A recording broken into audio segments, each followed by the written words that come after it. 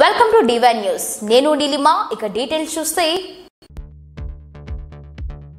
Road ప్రమాదంలో ఇద్దరు వ్యక్తుల మృతి. కొత్తపేట నియోజకవర్గం ఆలమూరు మండలంలోని జొన్నాడ గ్రామంలో 216A నెంబర్ గల జాతీయ రహదారిపై మంగళవారం జరిగిన రోడ్డు ప్రమాదంలో ఇద్దరు వ్యక్తులు మృతి చెందినట్లు స్థానిక ఎస్ఐ ఎం అశోక్ తెలిపారు. ఆయన తెలిపిన వివరాల ప్రకారం మండలంలోని చొప్పెళ్ల గ్రామానికి చెందిన వానపల్లి రాజేష్ 30 సంవత్సరాలు, దొళ్ల గ్రామానికి చెందిన వేగిరాజు సీతారామరాజు 36 సంవత్సరాలు అనే ఇద్దరు వ్యక్తులు ఏపీ 39 RA0774 నంబర్ గల ద్విచక్ర వాహనంపై రావులపాలెం వైపు నుండి తమ స్వగ్రామాలు చేరుకునే తరుణంలో జొన్నాడ ఏటికొట్టు సమీపానికి వచ్చేసరికి అదే మార్గంలో ఏపీ 39 TY 5840 నంబర్ గల మత్స్యకారుల వాహనం కపిలేశ్వరం వైపుకు మలుపు తిరుగుచుండగా ద్విచక్ర వాహనదారులు వెనుక నుండి బలంగా ఢీకొట్టడంతో అక్కడికక్కడే మృతి చెందారన్నారు.